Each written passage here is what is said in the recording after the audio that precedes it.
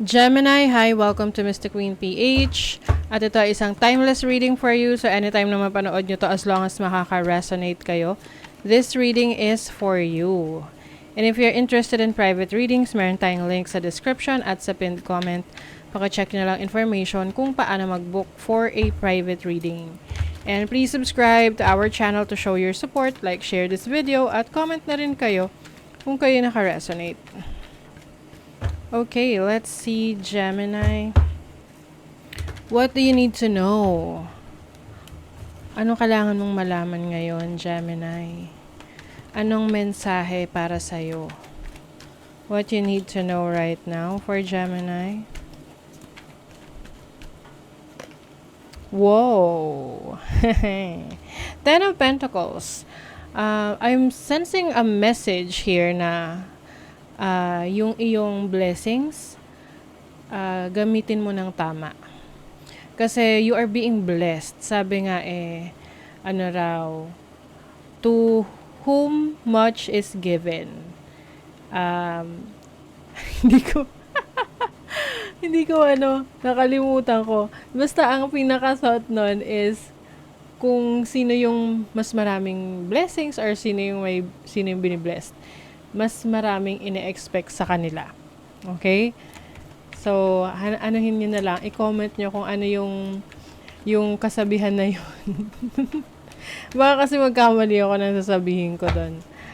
Mali-mali. Basta ganun yung thought na kapag hindi lang kasi to power, but also still power. Like parang yung kay Spider-Man. Now, with great power comes with great responsibility. Something like that, no? Oo. So, yung iba sa inyo, you are being blessed, but at the same time, this is also a reminder sa inyo na gamitin nyo yung blessings ninyo ng tama. At mas mag-save kayo for your future. Okay? Yes, you have the Queen of Cups. May mga tao or kayo, Gemini, ay giving, no? Matulungin. You have that energy. Kaya lang, minsan, you tend to overgive, oo. Masyadong mapagbigay. So, kung ano lang yung kaya, 'di ba? Lalo na if you are pleasing someone, kaya kabigay ng bigay sa kanya. You have the Eight of Pentacles. You are also hardworking. Yes. Kumbaga, itong blessings na natatanggap ninyo or matatanggap ninyo ay bunga ng mga pinaghirapan nyo. Hindi ito yung basta na lang na, uy, sinuwerte. Hindi ganon. These are hard-earned money. Kaya kayo nabibless kasi you are helping others, you are compassionate, and also you give back to the community. 'Di ba? Let's see what else. Yung iba meron kayo ma-master na craft. Yung creativity ninyo mas malakas sa panahon na napapanood nyo to. Okay? Because this is a timeless reading. You have the Nine of Swords. Something is bothering you. Merong gumugulo sa isip mo. Baka ito yung idea na gusto mong gawin or masyadong malikot ang isip mo.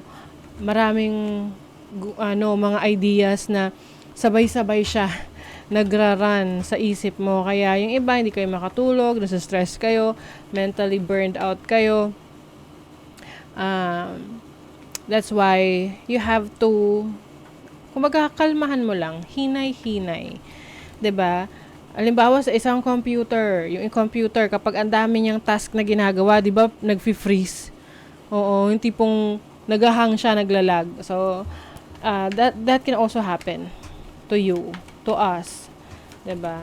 Let's see what else. You have the King of Wands.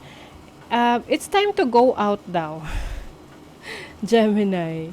It's time to go out, have fun, enjoy the sun. Oh, that is your energy, the Magician.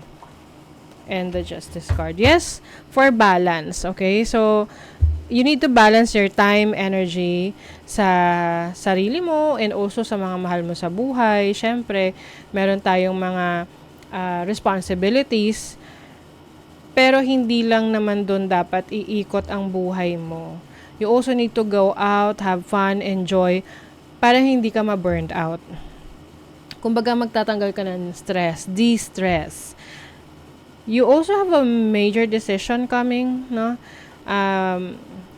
Pay attention sa emotions mo kasi pwedeng yung decision na yon maapektuhan ang emotion mo at that moment. So, make sure na yung decision mo na yon walang halong bias, walang halong emosyon na tipong may kinikilingan ka na.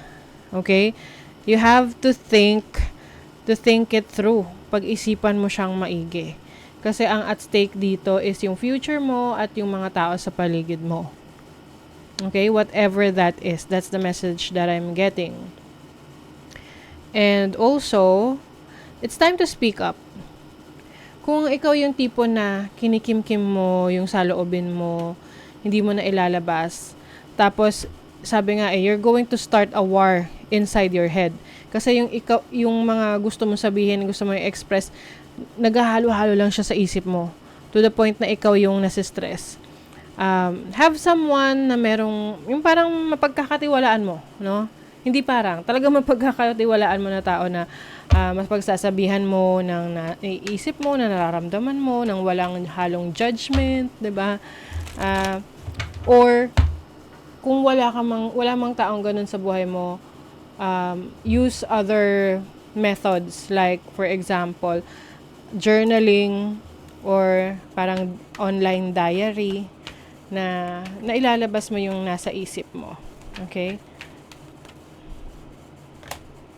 Sexuality. Ooh, this is expression, like sexual expression for some of you.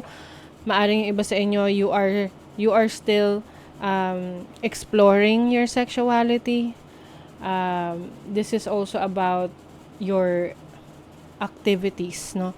Maaring at this point meron kang ina-explore or dinidiscover about your true self, yung totoong ikaw. Life purpose. Some of you, anytime soon, marirealize nyo kung ano yung destiny nyo, ano yung purpose ninyo. Minsan, alam nyo, hindi na makailangan ng sobrang ingrande lang ng mga purpose, life's purpose natin. Kasi, I believe na marami tayong multiple purpose or life's purpose sa buhay natin. Seasonal siya. Like, at this season, ito yung purpose ng life mo. And then, the next season, iba naman. Ganon. Source. You are so connected to the source. Some of you are highly psychic, divinely guided. Meron kayong mga abilities na pwede nyong i-share sa iba or gamitin para makatulong sa iba. So, it's time for you to discover more about yourself. Kasi mukhang yung iba sa inyo, you are here to help heal the world. Napaka-cliche man, but yeah. Some of you are spiritual teachers, spiritual leaders. Diba? Spiritual insights. Meron kang talino or galing or wisdom pagdating sa belief system, philosophy, religious organization or beliefs, any kind of beliefs na nakakatulong sa iba para magkaroon sila ng clarity. Yes, because you are someone na talagang mahilig mag-aral. You're someone who likes to, read, take in a lot of information. Meron kayong wish na matutupad. OMG. Okay. I feel like itong wish na to ay related sa pangarap ninyo. Yung iba, gusto nyo magka-business, entrepreneur, or ang isa sa goal ninyo ay malaman kung ano yung inyong purpose sa buhay. Pero alam nyo nga, like what I mentioned kanina, ang purpose natin, pwede kasi siyang isang malaking purpose pero may mga branches siya. Example, your purpose in life is to become a teacher or someone who shares wisdom. Ang pagiging teacher, hindi lang teacher sa school, can be a mentor, coach, trainer na nagsishare ng knowledge and skills, 'di ba? So something like that. Oh, tinan nyo naman, sabi rito, gain knowledge by surrendering to the universal flow. Oh. So, I feel like, kayo Gemini, pag nakita nyo tong reading na to, ipapakita sa inyo, ililid kayo sa inyong purpose. You will be able to discover your destiny, your purpose, through gaining more knowledge. Okay? So, that is your reading, Gemini. Thank you so much. See you again.